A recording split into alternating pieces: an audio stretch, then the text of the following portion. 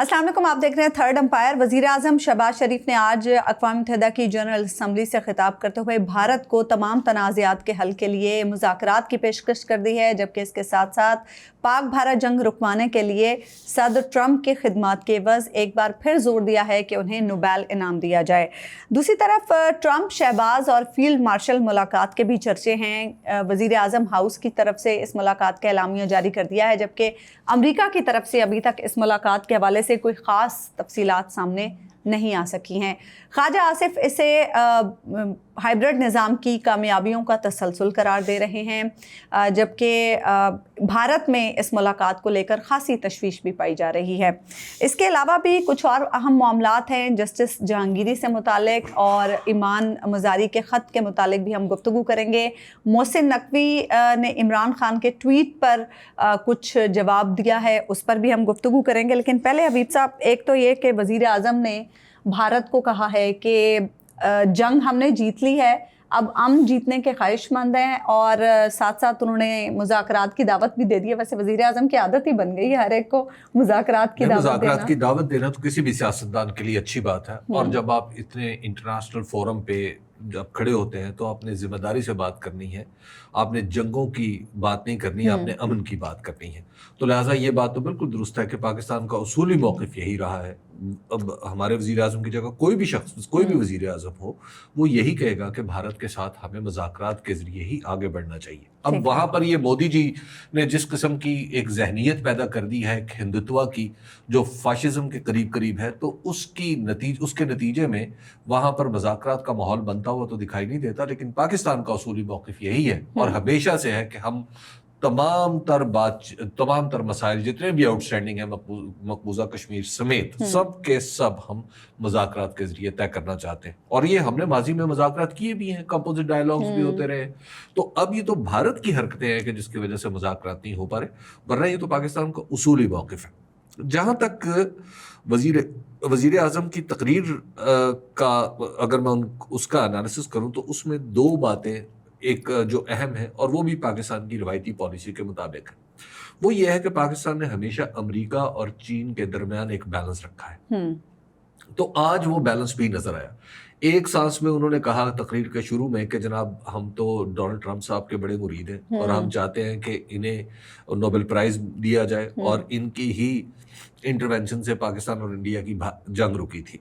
और दूसरा, फिर तकरीर के आखिर में उन्होंने चीन के सदर शी जिनपिंग का भी नाम लिया, और उसमें उन्होंने वाज़ेह किया कि जनाब उन्होंने जो इनिशिएटिव्स लिए हैं जो ग्लोबली, खासतौर पर सी पैक, ओबोर जिसे कहते हैं वन बेल्ट वन रोड, और दूसरा फिर उन्होंने जो गवर्नेंस का इनिशिएटिव लिया है, तो ये तो बहुत ही ज़बरदस्त है। तो लिहाजा एक तो ये आपको बैलेंस नज़र आ रहा है। बैलेंस के साथ अगर हम इसका एक ज़रा डिटेल एनालिसिस करें तो हमें लगता है कि पाकिस्तान का झुकाव आजकल अमेरिका की तरफ कुछ ज़्यादा है। और उसकी वजह ये हो सकती है कि ताज़ा मुलाकात हुई है और अमेरिका के सदर से मुलाकात होना एक वाक़या है। तो लिहाजा ऐसी सूरत में अगर थोड़ा सा झुकाव हमें अमेरिका की तरफ नज़र आ रहा हो तो वो कोई गैर मामूली बात नहीं है। तीसरी जो बात इस तकरीर में उन्होंने की, जो मेरे लिए काबिल तशवीश है, वो ये है कि पाकिस्तान ने पहली दफ़ा वो मौक़िफ़ दोहराया है, और इतनी वजाहत से, बात तो यहाँ पे भी होती रही है, लेकिन वजाहत से वो मौक़िफ़ दोहराया है जो दरअसल अमेरिका का और यूरोप का अफगानिस्तान के बारे में है। ये पाकिस्तान का अपना मौक़िफ़ नहीं है जिसका इजहार आज वज़ीर आज़म ने किया है। उन्होंने ये कहा है कि अफगानिस्तान में इंक्लूसिव गवर्नमेंट होनी चाहिए। इंक्लूसिव गवर्नमेंट का और वसीउल बुनियाद हुकूमत का मतलब, अब जो मगरबी मतलब है वो ये है कि तालिबान जब आए थे इख्तिदार में तो वो अपने साथ शिमाली इत्तेहाद और दूसरे लोगों को भी साथ मिलाकर आगे बढ़ते, लेकिन उन्होंने ऐसी कोई बात नहीं की, और उन्होंने तमाम तबकात को अपने से दूर रखा है और सिर्फ अपने ही रैंक एंड फाइल से गवर्नमेंट बनाई है।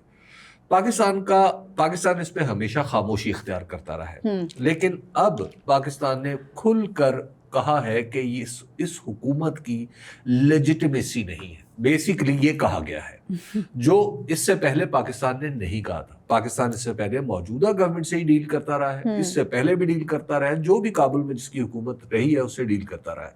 लेकिन पाकिस्तान ने पहली बार इतने बड़े फोरम पे, और जो अफगान गवर्नमेंट है जो मौजूदा, اس کی لیجیٹمیسی پہ سوالیہ کہنے والے تو یہ بھی کہہ سکتے ہیں لیجیٹمیسی تو ان کی بھی نہیں ہے. دیکھیے یہ تو ایک ہمارا ابھی انٹرنل معاملہ ہے نا. ہم اگر پاکستان کے موقف نہیں, دنیا ہمارے الیکشن پر تو سوال اٹھاتی رہی ہے نا, تو وہاں سے بھی تو یہ بات آ سکتی ہے نا. جی بالکل, ابھی لیکن وہ تو بعد میں آئے گی نا. اچھا, پاکستان آپ کی اس بات سے مجھے سمجھ یہ آ رہا ہے کہ کیا افغانستان میں حکومت کی تبدیلی کے حوالے سے کچھ دیکھیے یہ بات اسی معنی کی ہے. اچھا, اس بات کے اندر جو مضمر ہے وہ یہی ہے کہ جب ہم پاکستان اس کے پڑوس میں بیٹھ کے یہ کہتا ہے کہ ہمیں آپ کی گورنمنٹ وسیع البنیاد چاہیے, تو اس کا مطلب ہی یہ ہے. اس کا مطلب یہ ہے کہ افغانستان کے اندر ہم کسی تبدیلی کے خواہاں ہیں. ہم چاہتے ہیں کہ وہاں پر وہاں کے حکومتی سٹرکچر میں نظر آنے والی تبدیلی آئے. اور پھر ساتھ ہی انہوں نے آج کہا کہ خواتین کا جو معاملہ ہے اس کو بھی, جو افغانستان میں خواتین کی جو آزادیاں ہیں ان کو بھی انشور کیا جائے. اور پھر انہوں نے انسانی حقوق کی بات بھی کی.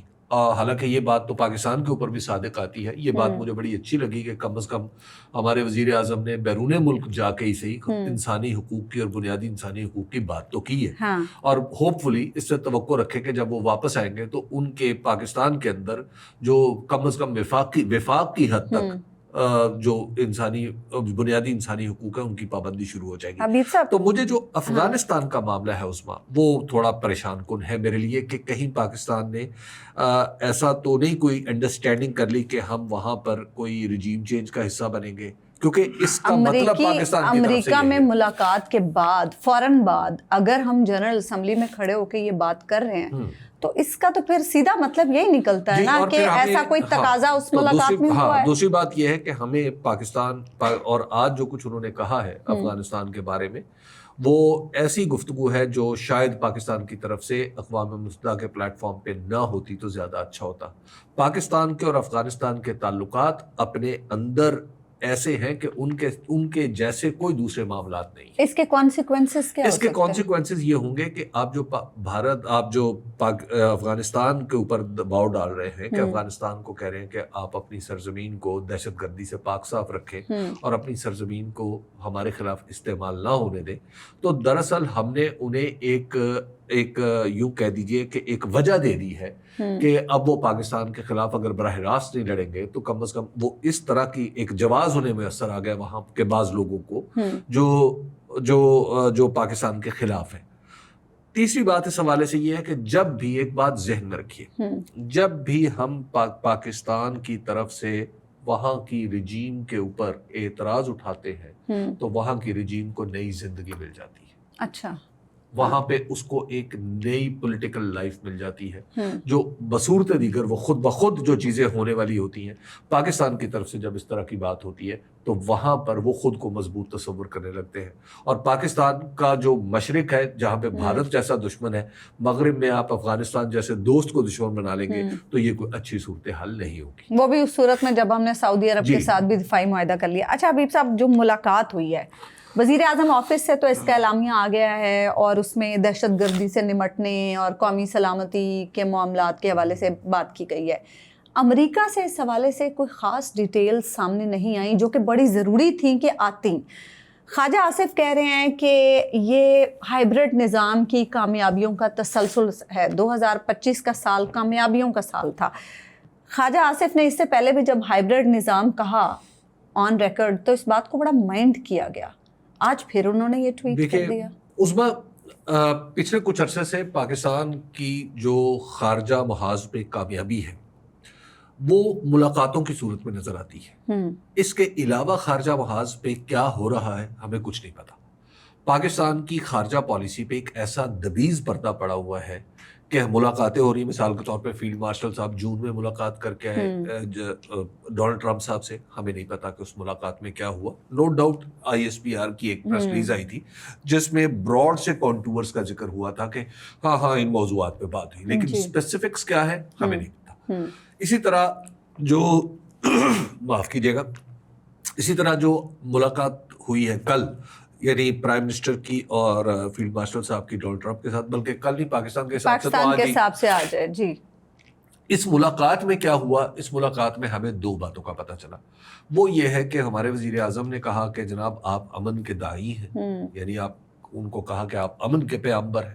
اور دوسری طرف انہوں نے کہا یعنی ڈونلڈ ٹرمپ صاحب نے کہا کہ دونوں بڑی عظیم شخصیات ہیں. اب ان دونوں باقی جو 1 گھنٹہ 20 منٹ ہے وہ ظاہر ہے ایک دوسرے کا قصیدہ تو نہیں پڑھا گیا, ٹھیک ہے, یہ بات تو بہت جلدی کی جا سکتی ہے نا, اور یہ اس بات کے لیے ملاقات کی بھی ضرورت نہیں ہے, یہ بات ایک دوسرے کی غیر حاضری میں بھی کی جا سکتی ہے.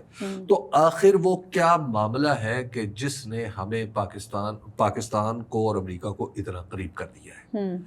اب اس سے اندازے کچھ ضرور لگائے جا سکتے ہیں. مثلاً یہ کہہ سکتے ہیں, اچھا بھی ایک اس کا حصہ یہ ہے جو ہائیبرڈ جو جہاں سے آپ نے بات شروع کی تھی, وہ دراصل پاکستان اس امریکی طاقت کو اور سعودی طاقت کو پاکستان کے اندر کی سیاست کو موڑنے کے لیے استعمال کرنے کا جو ارادہ ہے وہ ظاہر ہوتا ہے خواجہ آصف صاحب کے ٹویٹ سے, کیونکہ پاکستان کے اندر یہ جو حکومت ہے موجودہ, اس کی الیکشن کی ساکھ تو کوئی نہیں ہے, اور یہ جس طرح سے آئی ہے سب کو پتا ہے.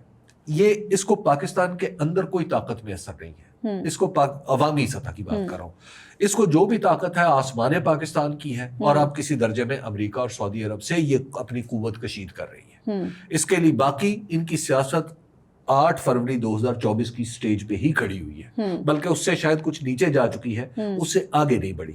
تو اگر تو یہ اور دوسری بات ہے کہ پاکستان کے لیے کامیابیاں ہمیں بڑا اچھا لگے گا ہمیں یہ بتایا جائے کہ وہ کون سی کامیابیاں ہیں جو ہمیں حاصل ہوئی ہیں, جو صرف شہباز شریف صاحب اور اس ہائیبرڈ رجیم کی وجہ سے ہمیں حاصل ہوئی ہیں, ادروائز حاصل نہیں ہو سکتی. پاک بھارت جنگ وہ کہہ رہے ہیں ہماری کامیابی ہے, سعودی عرب سے معاہدہ ہماری کامیابی ہے, اور امریکہ سے ہمارے اچھے تعلقات. جو حالات ہیں نا اس میں تو خواجہ آصف یہ کہے نا کہ میں نے ہی پاکستان بنایا تھا یا شہباز شریف صاحب نے پاکستان بنایا تھا, تو یہ بھی ٹھیک ہے, کیونکہ یہاں پہ کون سا کوئی جواب کی بات ہو رہی ہے, یہاں پہ کون سا کوئی ان سے یہ ان کی جو حکومت ہے وہ کوئی سیاسی ساکھ کی محتاج ہے. ان کی حکومت جس سہارے پہ کھڑی ہے وہ سب کو پتا ہے, اور جو خود وزیر دفاع اپنے منہ سے کہہ رہا ہے کہ میری حکومت ہائیبرڈ ہے, تو اس کے بعد کیا بات رہے, کیا جواز رہ جاتا ہے کہ اس پہ بات بھی کی جائے کہ اس حکومت کی طاقت کہاں پہ. تو خیر اینی وے, ہمیں اب اس سے پتہ ہی چلا ہے کہ کم از کم جو پاک سعودی معاہدہ ہے اس کو امریکی آشیرواد حاصل تھی یا حاصل ہو چکی ہے. یعنی یا تو وہ امریکہ کو پہلے سے لوپ میں لے کے معاہدہ کیا گیا تھا, یا اب امریکہ اس پر کنونس ہو گیا. تو کم از کم وہ جو ایک بات ہو رہی تھی کہ پاکستان نے یہ جو معاہدہ کیا ہے اس پہ امریکہ کو امریکہ جذبز ہو سکتا ہے, تو وہ تو شاید بات دکھائی. مائیکل کوگل مین یہی بات کر رہے ہیں کہ واشنگٹن نے اسے ایکسپٹ کر لیا. ہاں, تو واشنگٹن اگر اس کو ایکسپٹ کر لیا ہے تو اس کا کیا مطلب ہے؟ اب یہاں پر سوال یہ اٹھتا ہے کہ کیا امریکہ نے مڈل ایسٹ میں خلا چھوڑا ہے جس کو پاکستان نے فل کیا ہے, یا امریکہ کا ڈیزائن ہے جس کے مطابق پاکستان مڈل ایسٹ میں کیا ہے؟ بادی نظر میں تو ایسے ہی لگ رہا ہے کہ امریکہ کا ڈیزائن. دیکھیں اب تو یہ سوال بن گیا نا, یہ سوال بن گیا ہے کہ کیا ہم نے پاکستان کی پالیسی پر عمل درآمد کرتے ہوئے سعودی عرب سے معاہدہ کیا ہے, یا ہم نے امریکی ڈیزائن کے مطابق سعودی عرب کے ساتھ معاہدہ کیا ہے؟ یہ کیا ہے اصل, یہ ان دونوں اچھا یہ دونوں باتیں بھی ہیں تو ٹھیک ہے. مطلب اگر ہم نے مڈل ایسٹ میں امریکی مفادات کے ساتھ ہم الائن ہو گئے ہیں, ہمارے مفادات, تو اٹس ناٹ بیڈ تھنگ, یہ بڑی اچھی بات ہے. لیکن ہمیں اب یہ پتا ہونا چاہیے کہ اصل معاملہ کیا ہے. اچھا اس کے بعد آ جائے, ہم انٹرسٹڈ بھی ہیں اس معاملے میں کہ ہمیں سے مراد آپ عوام کی بات کر رہے ہیں یا یہ عوام کی؟ اس کی وجہ ہے کہ یہ ملک جو ہے نا یہ 25 کروڑ میرا 25 کروڑ حصہ ہے نا, اگر اس ملک میں کوئی چیز ہوتی ہے تو مجھے کم از کم 25 کروڑ حصے کے مالک کو تو پتا ہونا چاہیے. 25 کروڑ حصے کا مالک آپ ہے. مجھے لگا آپ اسٹیک ہولڈرز کی بات کریں. اسٹیک ہولڈرز یعنی جو ہمارے صاحبان اقتدار ہیں, مجھے لگتا ہے ان کو بھی نہیں پتا ہوگا. یہ جو ہماری حکومت ہے اس کو یقیناً نہیں پتا, یہ تو آپ لکھ کے رکھ لیں, اس کو تو نہیں پتا. اچھا ابھی صاحب آپ شروع میں بات کر رہے تھے توازن کی امریکہ اور چین کے درمیان. اگر جس طرح سے آپ بات کر رہے ہیں کہ امریکہ کے ساتھ ہم الائن اتنا اپنے آپ کو کرنے کی کوشش کر رہے ہیں, تو چائنا کے ساتھ توازن پھر ہم رکھتے ہیں. دیکھیے چائنا کو فی الحال امریکہ سے لڑنا نہیں ہے. جب کوئی لڑائی کا موقع آئے گا نا تو اس وقت کا کوشچن ہوتا ہے نا, اچھا کہ آپ کس کے ساتھ ہیں. تو جب تک چائنا کے اپنے منصوبے میں امریکہ کے ساتھ کنفرنٹیشن نہیں ہے, ڈائریکٹ کنفرنٹیشن نہیں ہے, تو اس وقت تک تو بیلنس کرنا بڑا آسان ہے نا. تو لہٰذا ابھی ہمیں وہ آسانی کی ونڈو میسر ہے, اس میں ہمیں کرنا چاہیے. ٹھیک ہے. ہمیں یہ چلتے رہنا چاہیے اسی طرح. لیکن بہرحال ہمیں آگے ساتھ ساتھ اپنے مفادات کا بھی دھیان رکھنا ہے کہ وہ کون سی جگہ ہوگی جہاں پہ آ کے امریکہ اور چین ایک دوسرے کے مقابلے پہ آ جائیں گے تو پھر ہمارا کیا ہوگا, پھر ہم نے کس طرف جانا ہے. وہ سچویشن ابھی کم از کم اس وقت تو نہیں ہے, تو اس لیے یہ بیلنس تو ٹھیک ہے. لیکن بہرحال ہمیں ابھی جو اپنی جو خارجہ پالیسی ہے اس کے امریکہ کے ساتھ جو ہماری گرم جوشی ہے ہمیں پتہ ہونا چاہیے, کیونکہ عام طور پر ہمارا تجربہ یہ ہے کہ گرم جوشی جب آئی ہے وہ کوئی نہ کوئی معاملات ساتھ مسائل بھی لے کے آئی ہے. دشمنی اچھی نہیں ہے لیکن دوستی اس سے بھی زیادہ خطرناک ہوتی ہے. بالکل. اچھا حبیب صاحب آگے بڑھتے ہیں, ذرا ہم اپنی لوکل پالیٹکس کی بات کر لیتے ہیں. خان صاحب نے 2 دن پہلے ایک ٹویٹ کیا جس میں انہوں نے کہا کہ مجھے بار بار ڈیل کی آفر ہوئی اور کہا گیا کہ ملک چھوڑ کے چلا جاؤں, خاموش ہو جاؤں تو میرے کیسز ختم کر دیے جائیں گے. اس کو کوٹ ٹویٹ کرتے ہوئے محسن نقوی صاحب کہہ رہے ہیں, can you name just one person who came to you with the offer saying we are ready to allow you to leave the country, just one name, people are already sick of your blatant lies. اچھا میں اس میں نا ایک فرق پہ, صرف ایک بات پہ, پہلے تو میں محسن نقوی صاحب کی اس دلیری کی داد دیتا ہوں کہ ماشاءاللہ وہ عمران خان صاحب کے ٹویٹ پہ کمنٹ کرنے کے قابل ہو گئے. 1 2 جو انہوں نے لفظ استعمال کیا وہی, یعنی ہم, بس سبحان اللہ, اس لفظ کی تو داد ہے پورے 100 نمبر ہے. اچھا اس کی وجہ یہ ہے کہ کانفیڈنس آپ ذرا ملاحظہ فرمائیں. محسن نقوی صاحب اس ارینجمنٹ کا حصہ ہی نہیں ہے جس میں جب ڈیل ہونی ہے تو اس سے پتا ہونا ہے. ہاں اچھا. محسن نقوی صاحب is not one of the circle جس کو پتا ہوگا کہ ڈیل ہوگی ہے یا نہیں ہونی.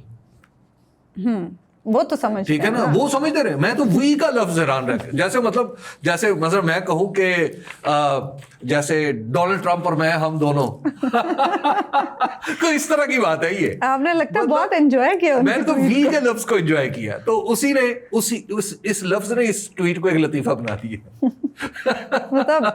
مطلب آفرین ہے.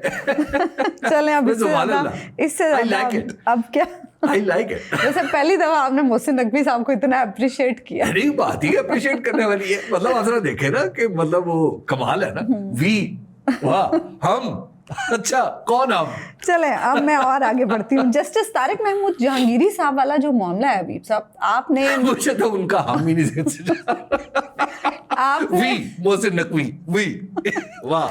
آپ نے 2-3 دن پہلے بھی یہ کہا تھا کہ جسٹس طارق محمود جہانگیری والا جو معاملہ ہے نا وہ اتنا آسان نہیں رہا. اب ٹینشن بہت پڑی ہوئی ہے. جامعہ کراچی نے جسٹس طارق محمود جہانگیری کی ڈگری منسوخ بھی کر دی اور ان پر 3 سال کی پابندی بھی لگا دی ہے. دوسری طرف سندھ ہائی کورٹ میں کل جو کچھ ہوا ہم نے ڈسکس کیا اس پہ آج سندھ ہائی کورٹ نے بڑی برہمی کا اظہار کیا اور انہوں نے کہا کہ کیسز کی سماعت کیسے ہونی ہے, کس طریقہ کار سے ہونی ہے, یہ وکلا کی خواہش یا منمانی سے ڈیسائیڈ نہیں ہوگا. یہ انہوں نے اپنے ججمنٹ میں نے دیکھی, آرڈر دیکھا ہے. مجھے یہ سمجھ نہیں آئی کہ جج صاحبان کو کے اوپر کیا یہ ذمہ داری نہیں ہے کہ وہ انصاف ہوتا ہوا نظر بھی آئے اس بات کو انشور کریں. بالکل یہ کیا طریقہ ہے کہ مطلب یہ کورٹ کا مطلب یہ قطعی نہیں ہے کہ کوئی ڈکٹیٹر بیٹھا ہوا ہے یا کوئی باس بیٹھا ہوا ہے. 26ویں ترمیم کی بات تو یہی ہے. جج باس نہیں ہوتا. جج کے سامنے جو لیٹیگینٹس ہیں وہ اس کے ماتحت نہیں ہوتے. جج کے سامنے جو لوگ آرگیو کر رہے ہوتے ہیں وہ اس کے ماتحت نہیں ہوتے. اور اگر کسی کو ڈیکورم کا اتنا ہی خیال ہے نا تو اس کو انصاف ہوتے ہوئے نظر آئے, اس بات کو یقینی بنانا چاہیے. جب بات نہیں ہوگی, جب وہ سارے وکیل وہاں پہ کہہ رہے ہیں کہ آپ اس نقطے کو پہلے ڈیسائیڈ کر لیں تو بھائی پہلے ڈیسائیڈ کر دیں. آپ کون سا مسئلہ ہے؟ مطلب آپ نے ٹھیک ہے کہہ رہے ہیں کسی کے خواہشات کے مطابق. بھائی خواہشات کیا ہے؟ خواہشات تو پھر ججوں کی خواہشات منمانی کے مطابق. اس کا مطلب کیا ہے کہ اچھا منمانی جو ہے وہ وکیل تو منمانی کرے تو جج منمانی نہیں کرے. یہ منمانی نہیں ہے اسلام آباد ہائی کورٹ میں جو ہوا کہ جو 209 کے تحت ایک جج کو کام کرنے سے روکنے کے لیے سپریم جوڈیشل کونسل ہے, جج صاحب آپس میں بیٹھ کے کر رہے ہیں. 2 جج صاحب ملتے ہیں, بیٹھتے ہیں اور وہ کہتے ہیں کہ جناب جسٹس طارق جہانگیری کام نہیں کر سکتا. تو پھر یہ جو 2 جج صاحبان ہیں کراچی سندھ ہائی کورٹ کے, تو اس کا مطلب یہ ہے کہ یہ بھی وہ اختیار چاہتے ہیں کہ یہ کسی دونوں بیٹھے اور کسی تیسرے کو ہٹا دیں. اس کا مطلب تو یہ ہے. اچھا ایک تو یہ ہے کہ جج صاحبان کو اپنی کرسی پر بیٹھ کے باس نہیں بننا, منصف بننا ہے. اور منصف سنتا ہے. اس کے اپنے جذبات اگر انوالو ہونا شروع ہو جائے تو پھر انصاف کا خون ہو جاتا ہے. نمبر 2, یہ جو کراچی یونیورسٹی نے ایسا کیا, چلیں جی فرض کیا جو بھی, اب یہ بتائیں مجھے, ابھی تو اس میں نہ انہیں بلایا گیا نہ ان کی بات سنی گئی, جسٹس طارق جہانگیری کو. ایک بات. دوسری بات یہ ہے کہ اس کا مطلب یہ ہے کہ اب آن ورلڈ یہ جتنی سارے ججوں کی پوسٹیں ہیں وہ یونیورسٹیوں کے ہاتھ میں چلی گئی ہیں. لگ تو ایسے ہی رہا. ون فائن مارننگ ایک یونیورسٹی کہے گی کہ جناب میں نے اپنی ڈگری واپس لے لی. فرض کرے جسٹس یحییٰ آفریدی کی یونیورسٹی کہتی ہے کہ میں نے اپنی ڈگری واپس لے لی, تو کیا مطلب وہ جسٹس یحییٰ آفریدی جج نہیں رہیں گے؟ جسٹس امین الدین خان کی یونیورسٹی جہاں سے بھی انہوں نے کیا ہے, وہ یہ کہتی ہے کہ جناب ہم نے وہ ڈگری واپس لے لی ہے کیونکہ اس کے اندر یہ فلاں فلاں فلاں فالٹ تھا, تو اس کے بعد آپ کہتے ہیں کہ جسٹس امین الدین خان جج ہی رہیں گے, اور وہ بھی اتنے سالوں اچھا بعد. جسٹس سرفراز ڈوگر کی یونیورسٹی اگر یہ کہتی ہے کہ جناب یہ جو یونیورسٹی اس میں چونکہ فلاں وقت جو تھا نا وہ ایسا ہوا تھا, تو وہ جو جس طریقے سے انہوں نے پیپر دیے تھے وہ انفیئر مینس تھے, تو لہٰذا 30 سال بعد ہم ان کی ڈگری منسوخ کر رہے ہیں, تو کیا جسٹس سرفراز ڈوگر جج نہیں رہیں گے؟ یہ کون سا, یہ تو پوری کی پوری جو آپ کی دستوری اسکیم ہے, جو دستور کا جو ڈھانچہ ہے, یہ تو اس کو گرانے والی بات ہے. کہ آپ نے یعنی آپ نے جج کی جو نوکری ہے وہ تو مطلب ہم 26ویں آئینی ترمیم کو رو رہے تھے, وہاں پہ آپ جج کی نوکری یونیورسٹیاں ختم کر دیں گی. بھائی سبحان اللہ, سبحان اللہ. مطلب یہ کون سا طریقہ ہے؟ یعنی آپ نے یہ, اور پھر یونیورسٹی نے آخر اس کے پاس کون سے اختیار ہے یہ بھی تو پتہ چلنا چاہیے نا. ابھی کہ یونیورسٹی جو ہے کہ وہ کون سے قانون کے تحت اپنی ڈگری منسوخ کر سکتی, یہ بھی تو پتہ چلے نا. آپ کو کیا نظر آ رہا ہے حبیب صاحب, یہ جسٹس جہانگیری والا معاملہ کہاں تک جائے گا؟ دیکھیں جسٹس جہانگیری والا معاملہ کراچی میں جو ہوا ہے وہ تو آپ کو ایک ٹریلر نظر آئے, اور یہ معاملہ اب آگے بڑھتا چلا جا رہا ہے, اور اس میں بہت ہی اہمیت اختیار کر گئے ہیں آئندہ جو مختلف الیکشن ہونے ہیں 1-2-1.5 مہینے کے اندر.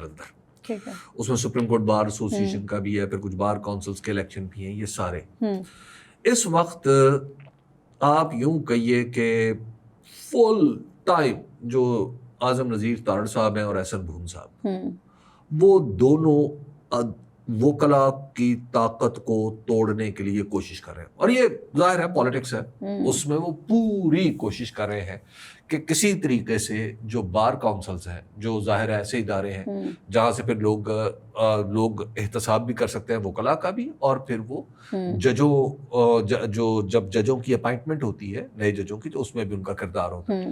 تو ایسی صورت میں اگر تو وہ کامیاب ہو جاتے ہیں اعظم نذیر تارڑ صاحب اور احسن بھون صاحب, تو پھر تو آپ پرو گورنمنٹ ایک قسم کی ساری باڈیز بن جائیں گی. اور اگر ایسا نہیں ہوتا اور وہاں پر اگر دوسری باڈیز جو ناٹ اینٹی گورنمنٹ, یعنی ایسی باڈیز ایسے لوگ جیت جاتے ہیں, ٹرانسپیرنٹ ایسے لوگ جیت جاتے ہیں جو 26ویں آئینی ترمیم کے مخالف ہے, تو پھر صورتحال مختلف ہو جائے گی.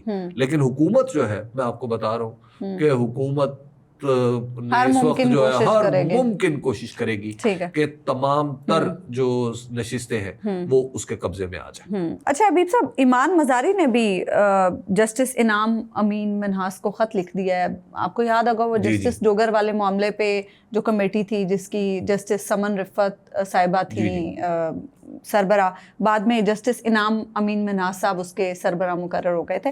تو اب انہوں نے اب تک کچھ نوٹس نہیں لیا تھا, تو انہوں نے آج شکایتی خط لکھ دیا ہے کہ انہوں نے جو جسٹس ڈوگر کے حوالے سے اپنی شکایت درج کرائی تھی اس پر کوئی کارروائی نہیں ہوئی. ہونی چاہیے اصولی طور پر. اگر تو جسٹس ڈوگر کا جسٹس جہانگیری کے حوالے سے جو فیصلہ ہے اس کو اصول سمجھا جائے, جو کہ نہیں ہے, لیکن اگر اس کو اصول سمجھا جائے تو میرا تو خیال ہے جسٹس انعام امین منہاس کے پاس یہ راستہ موجود ہے کہ وہ فوری طور پر اس خط کے اوپر نوٹ لکھیں اور کہیں کہ جناب تا فیصلہ شکایت جو جسٹس ڈوگر صاحب ہیں وہ اپنے عہدے پر ابھی کام نہیں کریں گے, جوڈیشل ورک نہیں کریں گے. یہ تو ان کے پاس بڑا اچھا موقع ہے, پریزیڈنٹ تو سیٹ ہے, ٹھیک ہے, اب یہ کر دیں.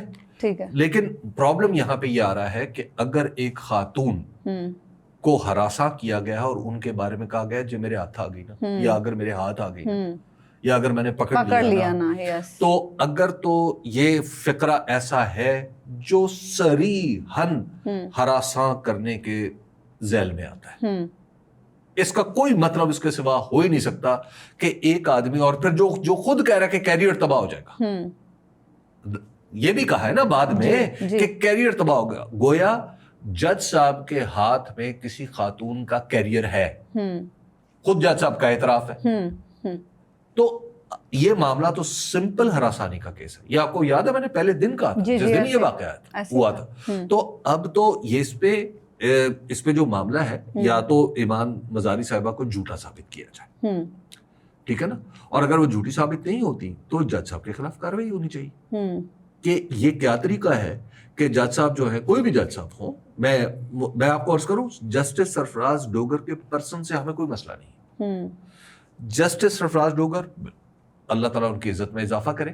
اہم بات یہ ہے کہ یہ کوشچن ایک جج اور ایک وکیل کا آ گیا ہے، اگر، اور جج صاحب کہتے ہیں کہ میں نے ایسا نہیں کہا، اب اگر وکیل نے جھوٹا الزام لگایا ہے اور اس کے باوجود وہ وکالت کر رہا ہے تو پھر یہ مناسب نہیں ہے۔ لیکن اور اگر جج صاحب نے جھوٹ بولا ہے تو ایسے شخص کو پھر پاکستان کی جوڈیشری میں نہیں ہونا چاہیے۔ اب تو یہاں پہ جسٹس انعام امین منہاس کا امتحان ہے نا کہ وہ کیا کرتے ہیں اب اس پہ۔ بالکل، جسٹس انعام امین منہاس کے سامنے بالکل یہ راستہ ہے کہ وہ کم از کم اس کے اوپر آرڈر کریں کہ جناب انکوائری کی جائے اس کے اوپر، یہ واقعہ کیا ہے، اس واقعے پہ دونوں فریقوں کے آپ کم از کم بیانات تو لکھ لیں۔ سربراہ بھی وہ انکوائری کمیٹی گئی ہیں، لیٹس سی کہ اب اس پہ کیا ہوتا ہے۔ حبیب صاحب جاتے جاتے، نواز شریف صاحب بیمار تھے اور ہاسپٹل میں ایڈمٹ تھے، 7 دن کے بعد ڈسچارج ہوئے ہیں۔ اچھی بات ہے۔ دیکھیے، ایک تو نواز شریف صاحب کی سیاست کا میں ناقد ہوں، اور جو ان کا طرز سیاست ہے، خیر اب ان کی سیاست رہ ہی کیا گئی ہے بیچاری کہ اس کے اوپر اب کچھ زیادہ اب تو ریٹائرمنٹ کی زندگی گزار جو بھی ہے، تو اللہ تعالیٰ انہیں صحت دے اور وہ اپنے بچوں کے درمیان خوش رہیں اور اپنے خاندان کی دیکھ بھال کرے اور ان کا خاندان کو ان کی خدمت کی توفیق عطا فرمائے، یہی دعا کی جا سکتی ہے۔ باقی سیاست تو ان کی کیا رہ گئی اب جس پہ بات کی جائے۔ ٹھیک ہے، تھینکس فار واچنگ اس، ہمیں اجازت دیجیے، اللہ نگہبان۔